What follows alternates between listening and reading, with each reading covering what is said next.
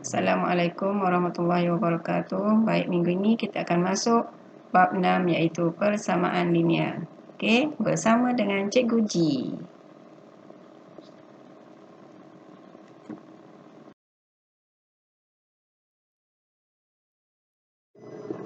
Okey, Assalamualaikum warahmatullahi wabarakatuh dan selamat sejahtera.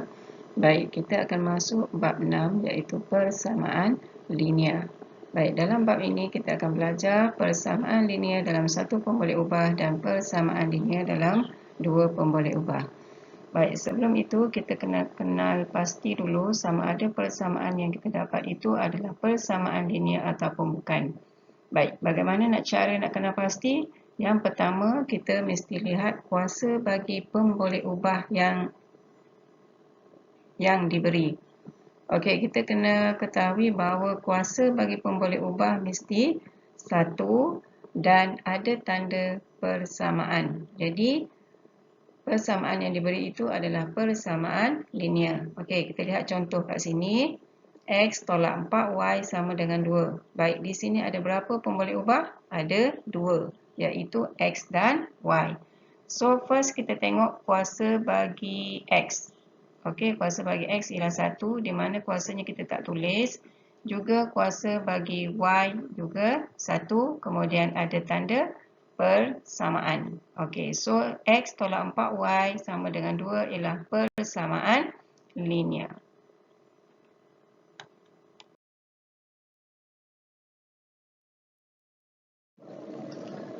Okey, baik. Seterusnya kita akan lihat bagaimana cara kita nak mengenal persamaan linear dalam satu pemboleh ubah. Baik, yang pertama kita kena lihat kepada kuasa pemboleh ubah dalam persamaan kita. Yang kedua, hanya terdapat satu pemboleh ubah sahaja. Baik, di sini ada dua contoh. Baik, contoh yang pertama, kita lihat X tolak 4 sama dengan 2. Di mana kuasa bagi pemboleh ubah iaitu X ialah 1 dan di sini hanya satu pemboleh ubah sahaja iaitu X. Jadi ini adalah persamaan linear satu pemboleh ubah. Baik, kita lihat kepada contoh yang kedua. Okey, contoh yang kedua, X tolak 4Y sama dengan 2. Baik, di sini kita lihat kuasa. Baik, kuasa bagi X ialah 1 dan kuasa bagi Y ialah 1. Tetapi di sini ada berapa pemboleh ubah? Ada 2, iaitu X dan Y. So, persamaan kedua bukan persamaan linear dalam satu pemboleh ubah kerana ada dua pemboleh ubah, iaitu X dan Y.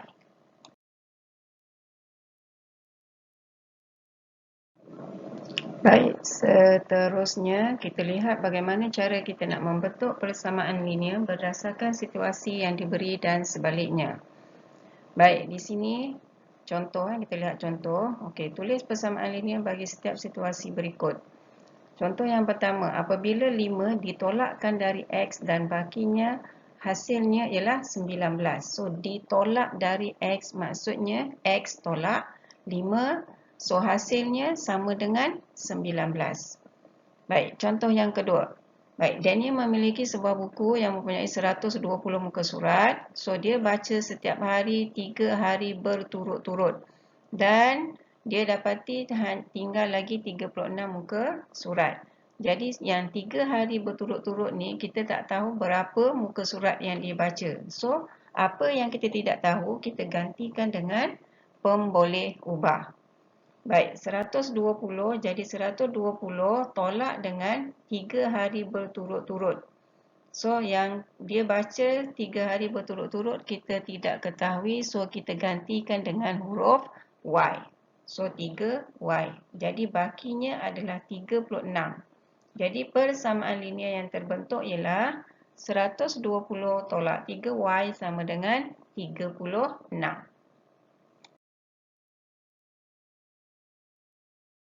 Baik, seterusnya. Okey, seterusnya, sekarang diberi persamaan linear, so kita kena bentuk situasi. Okey, berbeza dengan yang sebelum ni, di mana diberi situasi, kita kena bentuk persamaan linear. Okey, kita tengok contoh yang pertama. 8X sama dengan 34, di mana diberi X mewakili harga bagi sekilo tepung. Bila harga maksudnya dalam RM. Jadi jawapannya ataupun situasinya ialah jumlah harga bagi 8 kilogram tepung yang berharga RM bagi setiap kilogram ialah RM34. Okey, contoh seterusnya, X tambah 6 sama dengan 19. Okey, diberi di mana X mewakili suatu nombor. Jadi jawapannya apabila suatu nombor kita tambahkan dengan 6, so hasilnya ialah 19. Okey, sekarang kita nak lihat bagaimana cara kita nak menyelesaikan persamaan linear dalam satu pemboleh ubah. Okey, di sini cikgu hanya tunjukkan dua cara iaitu kaedah cuba jaya dan kaedah kesamaan. Baik, kita lihat dulu kaedah yang pertama iaitu kaedah cuba jaya. Kaedah cuba jaya ni maksudnya kita gantikan nilai X ni supaya bila kita selesaikan dia akan dapat hasil yang sama dengan sebelah kanan. Okey, contoh di sini 5 tolak 2X sama dengan 1. Okey, so kita nak dapatkan nilai sebelah kiri dan sebelah kanan adalah sama. Jadi, kita gunakan kaedah cuba jaya di mana nilai X ni kita ganti bukan dulu dengan 1. Okey, bila kita ganti dengan 1, jadi 5 tolak 2 darab dengan 1 sama dengan 2. So, hasilnya ialah 3. Jadi 3 ni tak sama dengan 1. Jadi X bukan 1. Baik, seterusnya. Kita ambil pula X sebagai 2. Okey, so 5 tolak 2 darab dengan 2 sama dengan 4. Jadi 5 tolak 4 sama dengan 1. Jadi 1 kita buat semakan 1 sama dengan 1. So di sini nilai X ialah 2.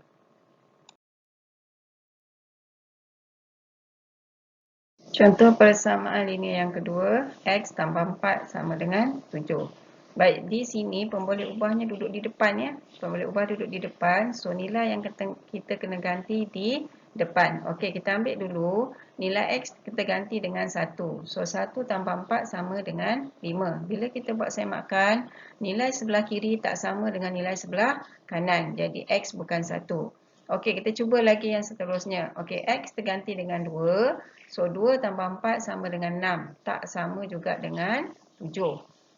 Okey. So, seterusnya kita ambil lagi. Cuba lagi. Okey, cuba yang ketiga. So, X kita gantikan dengan 3. So, 3 tambah 4 sama dengan 7. So, bila kita buat semakan, nilai sebelah kiri sama dengan nilai sebelah kanan. So, 7 sama dengan 7. Jadi, jawapannya X ialah 3. Okey. Baik, kaedah yang kedua, kita nak selesaikan persamaan linear, kita gunakan konsep kesamaan. Maksudnya, konsep kesamaan ni bila kita selesaikan nilai sebelah kiri sama dengan sebelah kanan. Okey, di sini contoh ya, ada 3 contoh di sini. Okey, contoh yang pertama. X tambah 7 sama dengan 11. Okey, sekarang ni kita nak cari nilai X. Bila nak cari nilai X, so kita kena hapuskan 7. Baik, kita nak hapuskan 7. Ni tambah 7. Nak hapuskan dia, jadi kita kena tolak 7. So, bila sebelah kiri kita tolak dengan 7, jadi sebelah kanan pun kita kena tolak dengan 7. Itu maksudnya konsep kesamaan. Sebelah kiri tolak 7, sebelah kanan pun kena tolak 7. Okey, tambah 7 tolak 7, so sifar. Jadi di sini tinggal X. So 11 tolak 7 sama dengan 4. Jadi jawapannya X sama dengan 4. Baik, contoh yang kedua. Di sini darab ya. 4 darab X sama dengan 36. So sekarang kita nak cari nilai X. So kita kena hapuskan 4. Bila darab 4, jadi kita nak hapuskan, kita kena bahagi dengan 4. Bila sebelah kiri kita bahagi dengan 4, so sebelah kanan pun kita kena bahagi dengan 4. Jadi 4 bagi 4, 1. So tinggal X. 36 bagi 4 sama dengan 9. Okey, contoh seterusnya. X bahagi dengan 6 ataupun X per 6 sama dengan 7. Kita nak cari nilai X, so kita kena hapuskan 6. Bila bahagi nak hapuskan 6, kita kena darab dengan 6. Bila sebelah kiri darab dengan 6, sebelah kanan pun kita kena darab dengan 6. Jadi 6 bahagi 6 dengan 6, so hapuskan. So tinggal X. Jadi 7 darab 6 sama dengan 42.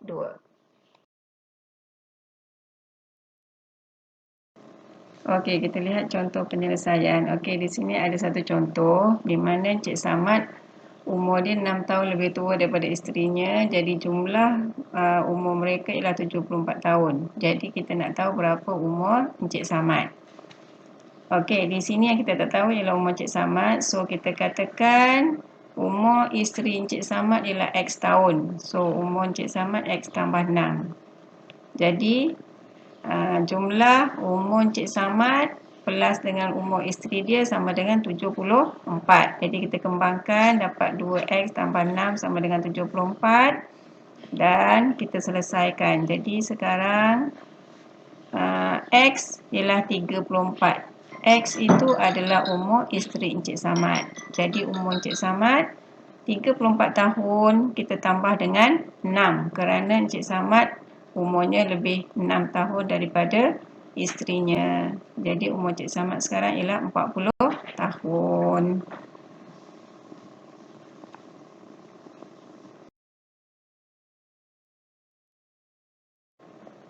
Okey, sila buat latih diri 6.1A muka surat 125 dalam buku latihan matematik 1.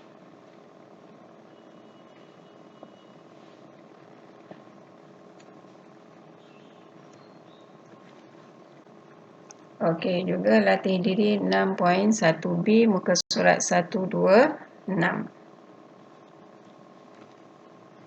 Tambah lagi satu latihan, iaitu latih diri 6.1C. So, semuanya 6.1A, 6.1B dan 6.1C buat dalam buku latihan matematik 1.